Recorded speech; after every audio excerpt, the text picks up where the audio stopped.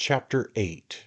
Strongly illustrative of the position that the course of true love is not a railway. The quiet seclusion of Dingley Dell, the presence of so many of the gentler sex, and the solicitude and anxiety they evinced in his behalf, were all favourable to the growth and development of those softer feelings which nature had implanted deep in the bosom of Mr. Tracy Tupman, and which now appeared destined to centre in one lovely object. The young ladies were pretty, their manners winning, their dispositions unexceptionable, but there was a dignity in the air, a touch menotishness in the walk, a majesty in the eye of the spinster aunt, to which, at their time in life, they could lay no claim, which distinguished her from any female on whom Mr. Tupman had ever gazed. That there was something kindred in their nature, something congenial in their souls, something mysteriously sympathetic in their bosoms, was evident. Her name was the first that rose to Mr. Tupman's lips as he lay wounded on the grass, and her hysteric laughter was the first sound that fell upon his ear when he was supported to the house. But had her agitation arisen from an amiable and feminine sensibility which would have been equally irrepressible in any case, or had it been called forth by a more ardent and passionate feeling, which he, of all men living, could alone awaken? These were the doubts which racked his brain as he lay extended on the sofa. These were the doubts which he determined should be at once and forever resolved. It was evening. Isabella and Emily had strolled out with Mr. Trundle. The deaf old lady had fallen asleep in her chair. The snoring of the fat boy penetrated in a low and monotonous sound from the distant kitchen. The buxom servants were lounging at the side door, enjoying the pleasantness of the hour, and the delights of a flirtation, on first principles, with certain unwieldy animals attached to the farm. And there sat the interesting pair, uncared for by all, caring for none, and dreaming only of themselves. There they sat, in short, like a pair of carefully folded kid gloves, bound up in each other. "I have forgotten my flowers," said the spinster aunt. "Water them now," said Mr. Tupman in accents of persuasion. "You will take cold in the evening air," urged the spinster aunt affectionately. "No, no," said Mr. Tupman, rising, "it will do me good. Let me accompany you." The lady paused to adjust the sling in which the left arm of the youth was placed, and taking his right arm, led him to the garden. There was a bower at the farther end, with honeysuckle, jessamine, and creeping plants, one of those sweet retreats which humane men erect for the accommodation of spiders. The spinster aunt took up a large watering pot which lay in one corner, and was about to leave the arbour. Mr. Tupman detained her, and drew her to a seat beside him. "Miss Wardle," said he. The spinster aunt trembled, till some pebbles which had accidentally found their way into the large watering pot shook like an infant's rattle. "Miss Wardle," said Mr. Tupman, "you are an angel." "Mr. Tupman!" exclaimed Rachel, blushing as red as the watering pot itself. "Nay," said the eloquent Pickwickian, "I know it but too well." "All women are angels, they say," murmured the lady playfully. "Then what can you be, or to what, without presumption, can I compare you?" replied Mr. Tupman. "Where was the woman ever seen who resembled you? Where else could I hope to find so rare a combination of excellence and beauty? Where else could I seek to Oh!" Here Mr. Tupman paused, and pressed the hand which clasped the handle of the happy watering pot. The lady turned aside her head. "Men are such deceivers," she softly whispered. They are," ejaculated Mr. Tupman, "but not all men. There lives at least one being who can never change, one being who would be content to devote his whole existence to your happiness, who lives but in your eyes, who breathes but in your smiles, who bears the heavy burden of life itself only for you. Could such an individual be found? Said the lady. But he can be found, said the ardent Mr. Tupman, interposing. He is found. He is here, Miss Wardle. And ere the lady was aware of his intention, Mr. Tupman had sunk upon his knees at her feet. "Mr. Tupman, rise!" said Rachel. "Never!" was the valorous reply. "Oh, Rachel!" He seized her passive hand, and the watering pot fell to the ground as he pressed it to his lips. "Oh, Rachel, say you love me!" "Mr. Tupman," said the spinster aunt, with averted head, "I can hardly speak the words, but you are not wholly indifferent to me." Mr. Tupman no sooner heard this avowal than he proceeded to do what his enthusiastic emotions prompted, and what, for aught we know, for we are but little acquainted with such matters, people so circumstanced always do. He jumped up, and throwing his arm round the neck of the spinster aunt, imprinted upon her lips numerous kisses, which after a due show of struggling and resistance she received so passively that there is no telling how many more Mr. Tupman might have bestowed if the lady had not given a very unaffected start, and exclaimed in a very affrighted tone, "Mr. Tupman, we are observed! We are discovered!" Mr. Tupman looked round. There was the fat boy, perfectly motionless, with his large circular eyes staring into the arbor, but without the slightest expression on his face that the most expert physiognomist could have referred to astonishment, curiosity, or any other known passion that agitates the human breast. Mr. Tupman gazed on the fat boy, and the fat boy stared at him, and the longer Mr. Tupman observed the utter vacancy of the fat boy's countenance, the more convinced he became that he either did not know or did not understand anything that had been going forward. Under this impression he said with great firmness, "What do you want here, sir?" "Supper's ready, sir," was the prompt reply. "Have you just come here, sir?" inquired Mr. Tupman with a piercing look. "Just," replied the fat boy. Mr. Tupman looked at him very hard again, but there was not a wink in his eye or a curve in his face. Mr. Tupman took the arm of the spinster aunt and walked towards the house. The fat boy followed behind. "He knows nothing of what has happened," he whispered. "Nothing?" said the spinster aunt. There was a sound behind them as of an imperfectly suppressed chuckle. Mr. Tupman turned sharply round. No, it could not have been the fat boy.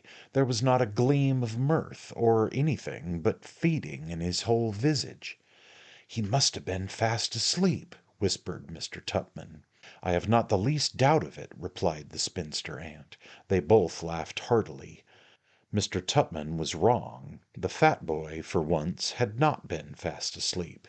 He was awake, wide awake to what had been going forward. The supper passed off without any attempt at a general conversation. The old lady had gone to bed. Isabella Wardle devoted herself exclusively to Mr. Trundle. The spinster's attentions were reserved for Mr. Tupman, and Emily's thoughts appeared to be engrossed by some distant object. Possibly they were with the absent Snodgrass. 11, 12, 1 o'clock had struck, and the gentlemen had not arrived. Consternation sat on every face. Could they have been waylaid and robbed? Could they send men and lanterns in every direction by which they could be supposed likely to have travelled home? Or should they?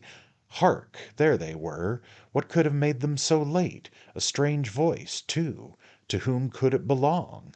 They rushed into the kitchen, whither the truants had repaired, and at once obtained rather more than a glimmering of the real state of the case. Mr. Pickwick, with his hands in his pockets and his hat cocked completely over his left eye, was leaning against the dresser, shaking his head from side to side, and producing a constant succession of the blandest and most benevolent smiles, without being moved thereunto by any discernible cause or pretence whatsoever. Old Mr. Wardle, with a highly inflamed countenance, was grasping the hand of a strange gentleman, muttering protestations of eternal friendship. Mr. Winkle, supporting himself by the 8-day clock, was feebly invoking destruction upon the head of any member of the family who should suggest the propriety of his retiring for the night, and Mr. Snodgrass had sunk into a chair, with an expression of the most abject and hopeless misery that a human mind can imagine, portrayed in every lineament of his expressive face. "Is anything the matter?" inquired the three ladies. "Nothing the matter," replied Mr. Pickwick. We're all right. I say, Wardle, we're all right, ain't we?" "I should think so," replied the jolly host. "My dears, here's my friend Mr. Jingle, Mr. Pickwick's friend, Mr. Jingle, come 'pon little visit."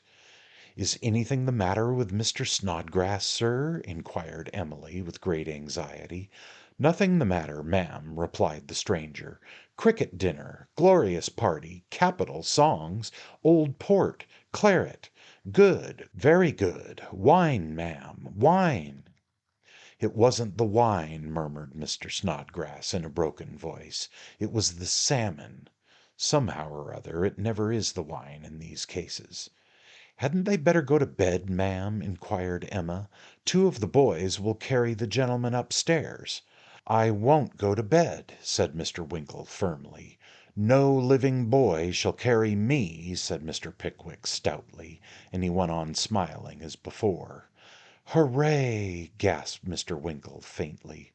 "Hooray!" echoed Mr. Pickwick, taking off his hat and dashing it on the floor, and insanely casting his spectacles into the middle of the kitchen. At this humorous feat he laughed outright. "Let's have another bottle," cried Mr. Winkle, commencing in a very loud key and ending in a very faint one. His head dropped upon his breast, and muttering his invincible determination not to go to his bed, and a sanguinary regret that he had not done for old Tupman in the morning, he fell fast asleep, in which condition he was borne to his apartment by two young giants under the personal superintendence of the fat boy, to whose protecting care Mr. Snodgrass shortly afterwards confided his own person.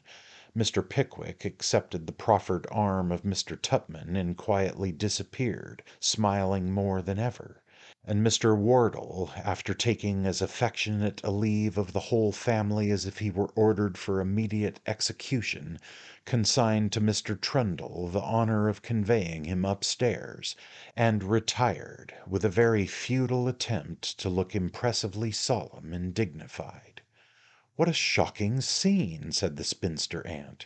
"Disgusting!" ejaculated both the young ladies. "Dreadful! Dreadful!" said Jingle, looking very grave. He was about a bottle and a half ahead of any of his companions. "Horrid spectacle! Very!" "What a nice man!" whispered the spinster aunt to Mr. Tupman. "Good looking, too," whispered Emily Wardle. "Oh, decidedly," observed the spinster aunt. Mr. Tupman thought of the widow at Rochester, and his mind was troubled.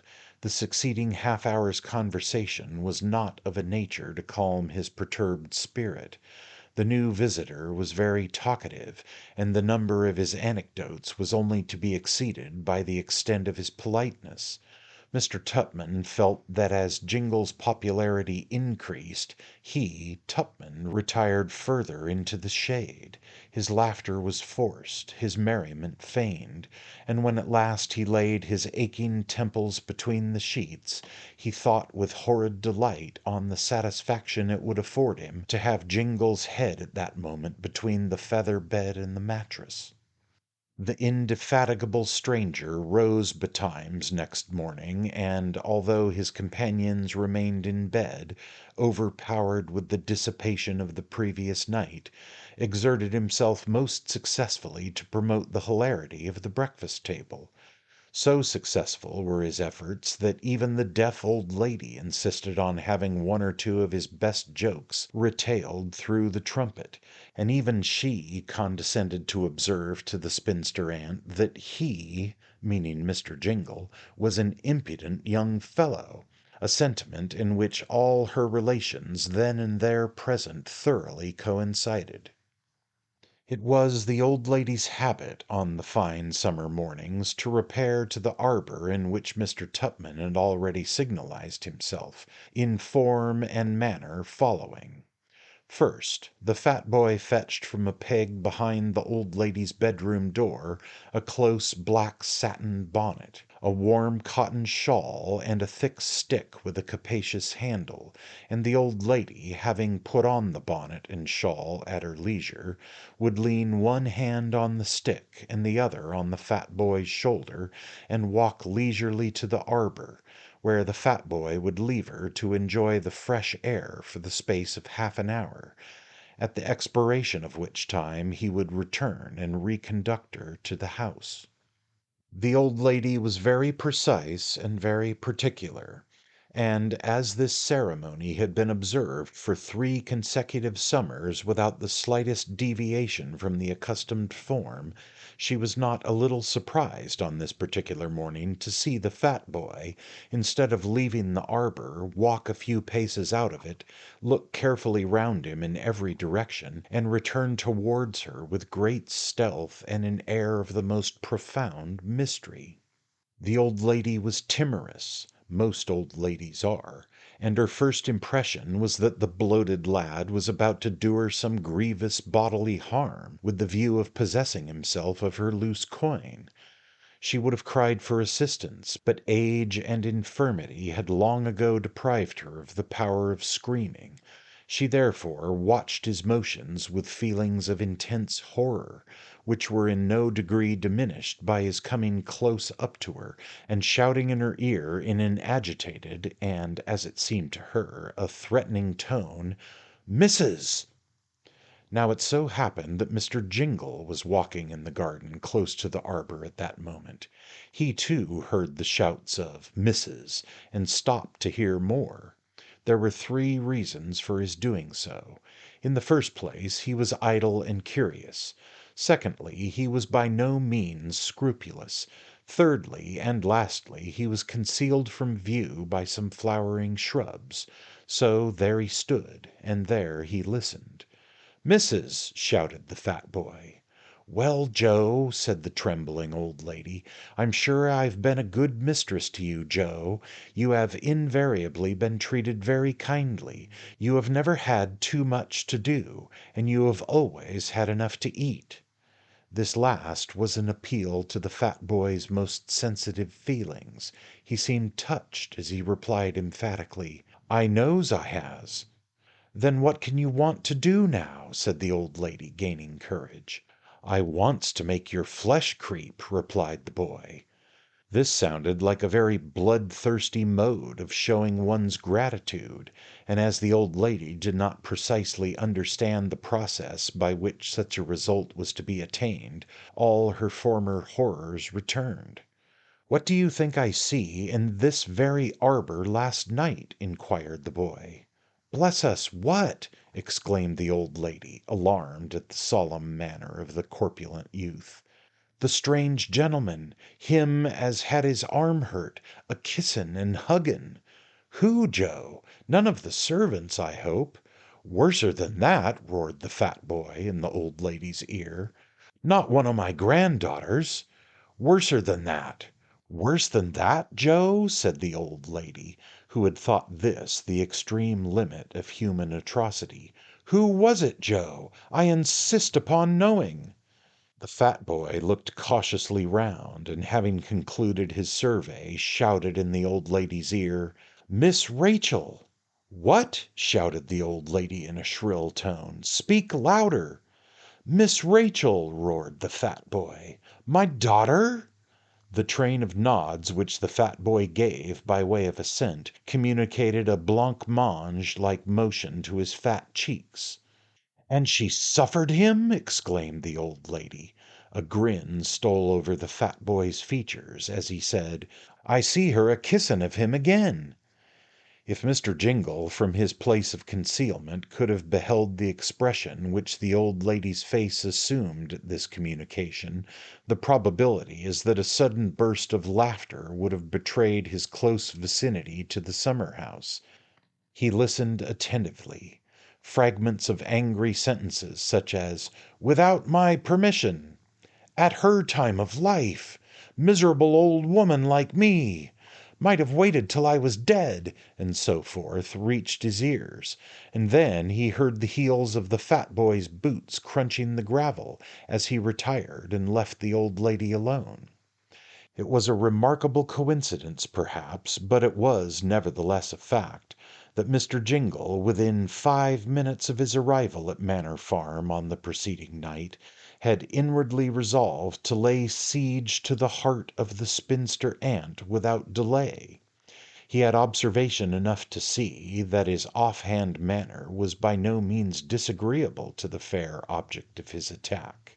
And he had more than a strong suspicion that she possessed that most desirable of all requisites, a small independence. The imperative necessity of ousting his rival by some means or other flashed quickly upon him, and he immediately resolved to adopt certain proceedings tending to that end and object without a moment's delay. Fielding tells us that man is fire and woman tow, and the Prince of Darkness sets a light to 'em. Mr. Jingle knew that young men to spinster aunts are as lighted gas to gunpowder, and he determined to essay the effect of an explosion without loss of time. Full of reflections upon this important decision, he crept from his place of concealment, and, under cover of the shrubs before mentioned, approached the house. Fortune seemed determined to favour his design. Mr. Tupman and the rest of the gentlemen left the garden by the side gate just as he obtained a view of it, and the young ladies, he knew, had walked out alone soon after breakfast. The coast was clear. The breakfast parlour door was partially open. He peeped in. The spinster aunt was knitting. He coughed. She looked up and smiled. Hesitation formed no part of Mr. Alfred Jingle's character. He laid his finger on his lips mysteriously, walked in, and closed the door. "Miss Wardle," said Mr. Jingle, with affected earnestness, "forgive intrusion. Short acquaintance. No time for ceremony. All discovered." "Sir!" said the spinster aunt, rather astonished by the unexpected apparition, and somewhat doubtful of Mr. Jingle's sanity. "Hush!" said Mr. Jingle in a stage whisper. "Large boy, dumpling face, round eyes, rascal." Here he shook his head expressively, and the spinster aunt trembled with agitation.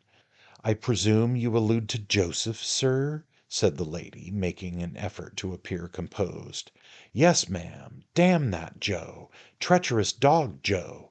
Told the old lady. Old lady furious, wild, raving, Arbour, Tupman, kissing and hugging, all that sort of thing. Eh, ma'am, eh?" "Mr. Jingle," said the spinster aunt, "if you come here, sir, to insult me—" "Not at all. By no means," replied the unabashed Mr. Jingle. "Overheard the tale. Came to warn you of your danger. Tender my services. Prevent the hubbub. Never mind. Think it an insult. Leave the room." And he turned as if to carry the threat into execution. "What shall I do?" said the poor spinster, bursting into tears. "My brother will be furious." "Of course he will," said Mr. Jingle, pausing. "Outrageous!" "Oh, Mr. Jingle, what can I say?" exclaimed the spinster aunt in another flood of despair. "Say he dreamt it," replied Mr. Jingle coolly. A ray of comfort darted across the mind of the spinster aunt at this suggestion. Mr. Jingle perceived it, and followed up his advantage. "Pooh, pooh! Nothing more easy. Blackguard boy. lovely woman, fat boy horsewhipped. You believed. End of the matter. All comfortable. Whether the probability of escaping from the consequences of this ill-timed discovery was delightful to the spinster's feelings, or whether the hearing herself described as a lovely woman softened the asperity of her grief, we know not. She blushed slightly and cast a grateful look on Mr. Jingle. That insinuating gentleman sighed deeply, fixed his eyes on the spinster aunt's face for a couple of minutes, started melodramatically, and suddenly withdrew them. "You seem unhappy, Mr. Jingle," said the lady in a plaintive voice. "May I show my gratitude for your kind interference by inquiring into the cause, with a view, if possible, to its removal?" "Ha!" exclaimed Mr. Jingle, with another start. "Removal! Remove my unhappiness, and your love bestowed upon a man who is insensible to the blessing, who even now contemplates a design upon the affections of the niece of the creature who... But no, he is my friend. I will not expose his vices. Miss Wardle, farewell." At the conclusion of this address, the most consecutive he was ever known to utter, Mr. Jingle applied to his eyes the remnant of a handkerchief before noticed, and turned towards the door. "Stay, Mr. Jingle," said the spinster aunt emphatically. "You have made an allusion to Mr. Tupman. Explain it." "Never!" exclaimed Jingle, with a professional, i.e., theatrical air. "Never!" And, by way of showing that he had no desire to be questioned further, he drew a chair close to that of the spinster aunt and sat down. "Mr. Jingle," said the aunt, "I entreat, I implore you, if there is any dreadful mystery connected with Mr. Tupman, reveal it." "Can I," said Mr. Jingle, fixing his eyes on the aunt's face, "can I see, lovely creature, sacrificed at the shrine, heartless avarice?" He appeared to be struggling with various conflicting emotions for a few seconds, and then said in a low voice, "Tupman only wants your money." "The wretch!" exclaimed the spinster, with energetic indignation. Mr. Jingle's doubts were resolved. She had money. "More than that," said Jingle, "loves another." "Another!" ejaculated the spinster. "Who?" "Short girl, black eyes, niece Emily." There was a pause. Now, if there was one individual in the whole world of whom the spinster aunt entertained a mortal and deep-rooted jealousy, it was this identical niece. The color rushed over her face and neck, and she tossed her head in silence with an air of ineffable contempt. At last, biting her thin lips and bridling up, she said, "It can't be. I won't believe it." "Watch 'em," said Jingle. "I will," said the aunt. "Watch his looks." "I will." "His whispers." "I will." "He'll sit next her at table." "Let him." "He'll flatter her." "Let him." "He'll pay her every possible attention." "Let him." "And he'll cut you." "Cut me!" screamed the spinster aunt. "He cut me, will he?" And she trembled with rage and disappointment. "You will convince yourself?" said Jingle. "I will." "You'll show your spirit?" "I will." "You'll not have him afterwards?" "Never." "You'll take somebody else?" "Yes." "You shall." Mr. Jingle fell on his knees, remained thereupon for 5 minutes thereafter, and rose the accepted lover of the spinster aunt, conditionally upon Mr. Tupman's perjury being made clear and manifest. The burden of proof lay with Mr. Alfred Jingle, and he produced his evidence that very day at dinner. The spinster aunt could hardly believe her eyes. Mr. Tracy Tupman was established at Emily's side, ogling, whispering, and smiling, in opposition to Mr. Snodgrass. Not a word, not a look, not a glance did he bestow upon his heart's pride of the evening before. "Damn that boy!" thought old Mr. Wardle to himself. He had heard the story from his mother. "Damn that boy! He must have been asleep. It's all imagination." "Traitor!" thought the spinster aunt. "Dear Mr. Jingle was not deceiving me. Ugh, how I hate the wretch! The following conversation may serve to explain to our readers this apparently unaccountable alteration of deportment on the part of Mr. Tracy Tupman. The time was evening, the scene the garden. There were two figures walking in a side path. One was rather short and stout, the other tall and slim. They were Mr. Tupman and Mr. Jingle. The stout figure commenced the dialogue. "How did I do it?" he inquired. "Splendid! Capital! Couldn't act better myself. You must repeat the part to morrow. Every evening till further notice. Does Rachel still wish it? Of course, she don't like it, but must be done. Avert suspicion. Afraid of her brother. Says there's no help for it. Only a few days more. When old folks blinded, crown your happiness. Any message? Love, best love, kindest regards, unalterable affection. Can I say anything for you?" "My dear fellow," replied the unsuspicious Mr. Tupman, fervently grasping his friend's hand, "carry my best love, say how hard I find it to dissemble, say anything that's kind, but add how sensible I am of the necessity of the suggestion she made to me through you this morning. Say I applaud her wisdom and admire her discretion. I will. Anything more? Nothing. Only add how ardently I long for the time when I may call her mine, and all dissimulation may be unnecessary. Certainly, certainly. Anything more?" "Oh, my friend," said poor Mr. Tupman, again grasping the hand of his companion, "receive my warmest thanks for your disinterested kindness, and forgive me if I have ever, even in thought, done you the injustice of supposing that you could stand in my way. My dear friend, can I ever repay you?" "Don't talk of it," replied Mr. Jingle. He stopped short, as if suddenly recollecting something, and said, "By the by, can't spare £10, can you? Very particular purpose. Pay you in 3 days." "I dare say I can," replied Mr. Tupman in the fullness of his heart. "3 days, you say?" "Only 3 days. All over then. No more difficulties." Mr. Tupman counted the money into his companion's hand, and he dropped it piece by piece into his pocket as they walked towards the house.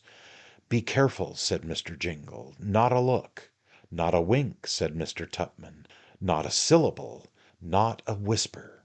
"All your attentions to the niece. Rather rude than otherwise to the aunt. Only way of deceiving the old ones." "I'll take care," said Mr. Tupman aloud. "And I'll take care," said Mr. Jingle internally, and they entered the house. The scene of that afternoon was repeated that evening, and on the 3 afternoons and evenings next ensuing. On the fourth the host was in high spirits, for he had satisfied himself that there was no ground for the charge against Mr. Tupman. So was Mr. Tupman, for Mr. Jingle had told him that his affair would soon be brought to a crisis. So was Mr. Pickwick, for he was seldom otherwise. So was not Mr. Snodgrass, for he had grown jealous of Mr. Tupman. So was the old lady, for she had been winning at whist. So were Mr. Jingle and Miss Wardle, for reasons of sufficient importance in this eventful history to be narrated in another chapter.